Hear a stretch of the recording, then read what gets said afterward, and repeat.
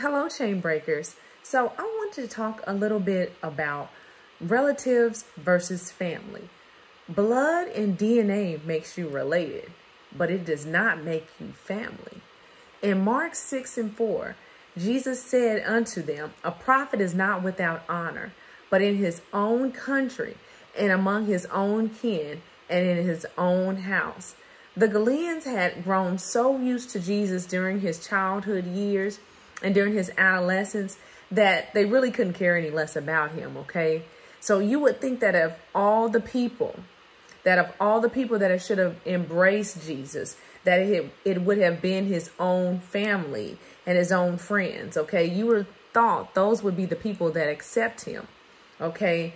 But a lot of times, family will reject you.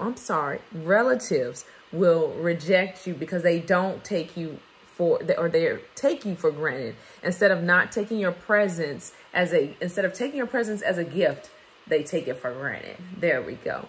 Yes. So your relatives are who you are related to. You share the same DNA, the same genetics, similar gene pool. Okay. Those are your relatives. Okay. But see, so many times we get the two confused. All right. Some of our relatives are trying to convince you that they are your family, and you have convinced yourself that your relatives are your family when they are nothing more than wolves in sheep's clothing. Of course, maybe not all of them, but some of them, okay? So we're just going to talk about this for just a second. See, so you think that the same people, because you would support them, okay, you have a big heart. You falsely believe that your relatives are going to be your supporters. That even as you go through narcissist abuse, sometimes your relatives will believe the smear campaign and they will join forces with the narcissist. I've seen that now that I'm really honing in as a life coach, beginning to really do that work.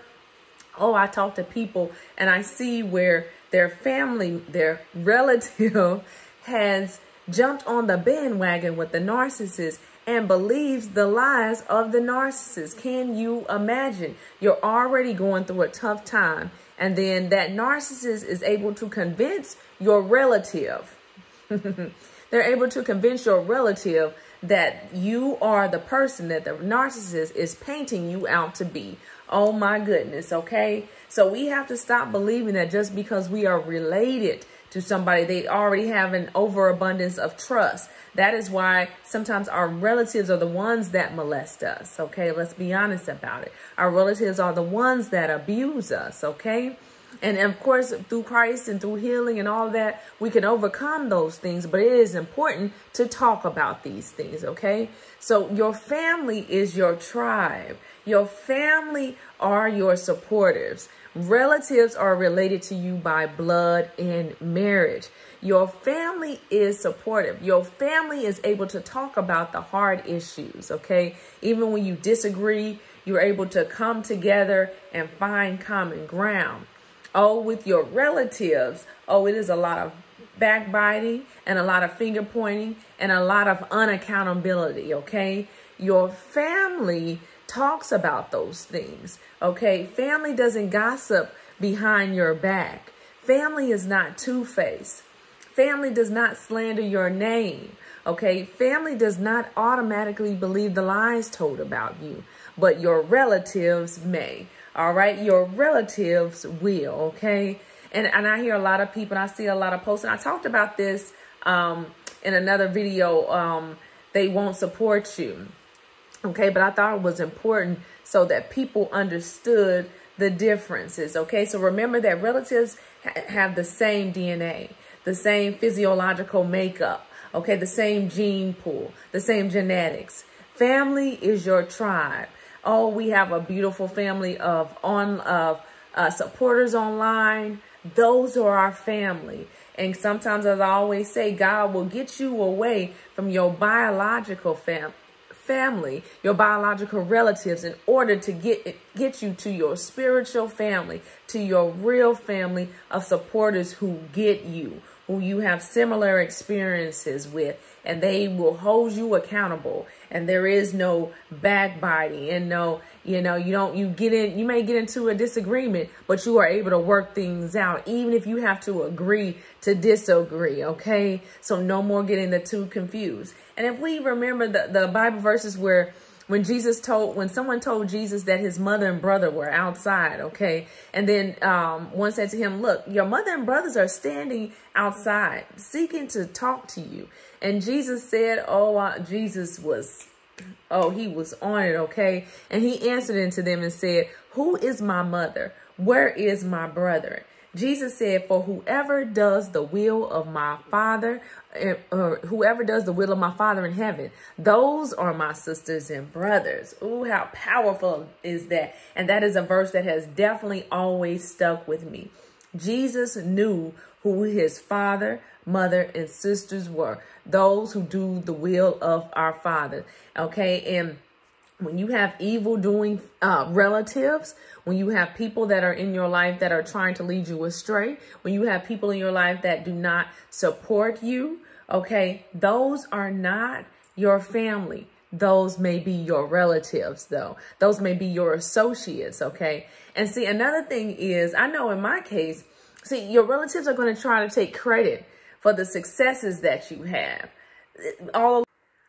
All right, I had a little break, but I want to finish this message up. See, so your relatives are going to try to take credit, all right? They may try to take credit for the successes in your life, okay? They may try to say, oh, well, that's because of me, or, she only got there because of me, or, if it had not been for you, or for me, or for what I did, they may not be where they are now, okay? But where God is taking you, no one can take the credit for it. Not your mother, not your father. And see, with relatives, they will try to convince you that you are indebted to them, okay? I know with narcissistic parents in particular, they love to say things like, oh, you wouldn't have done such and such if it wasn't for me.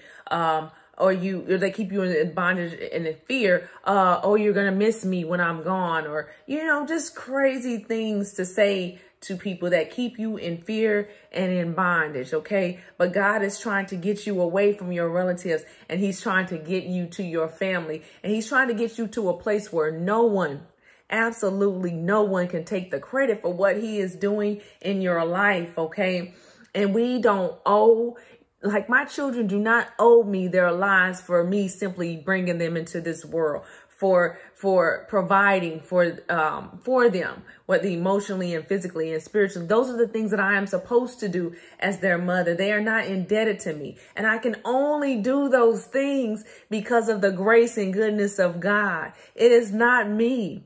Okay, it is Jehovah Jireh. It is not me. But see, a narcissistic parent will always try to take credit for what really God has done for you. So no more that. And narcissistic family, narcissistic relatives will try to do the same. Instead of giving God the glory, they want the glory. Okay, if you move to a city, they want to take the credit for that. Oh, it's only because of me. No, that was God ordering your steps, okay? Oh, because of me, you went to college. No, that was really God's divine plan, okay? Oh, well, if I hadn't done this, if I hadn't made these sacrifices, if somebody has to throw up in your face the sacrifices that were made, that probably didn't come from a good place, okay? Now, you don't want to have an ungrateful spirit, okay? You want to give people their flowers a living, but those things should not be held over your head because someone made the choice to do them, okay? It should come from the heart. And at the same time, like I said, we should be grateful, but we are not indebted to them because somebody made the choice to do that. That is really God working through that person. So give God the glory, all right? Give God the glory in everything that we do, okay? But remember that God will get you away from relatives to get to your family. So that way he can elevate you without anybody else taking the credit. But don't you forget who has been in your corner. Don't you forget who has been your family during that time.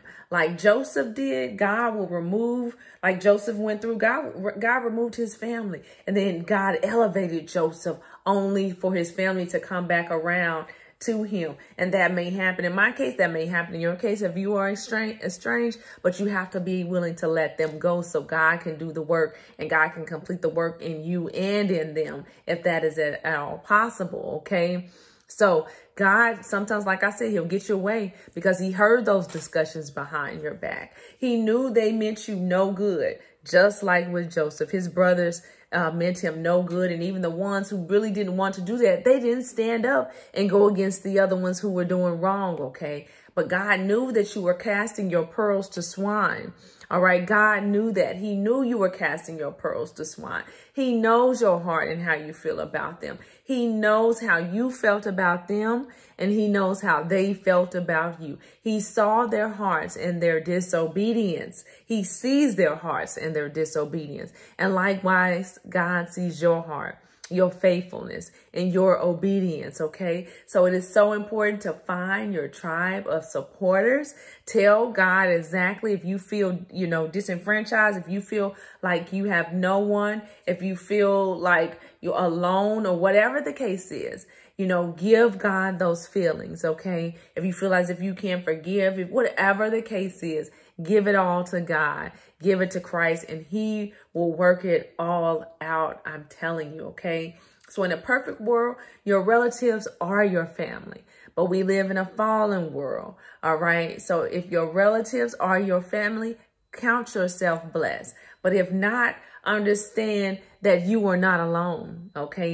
These are the things that no one likes to talk about, but you are not alone, okay? All right, chain breakers, let's break those chains. You are not alone.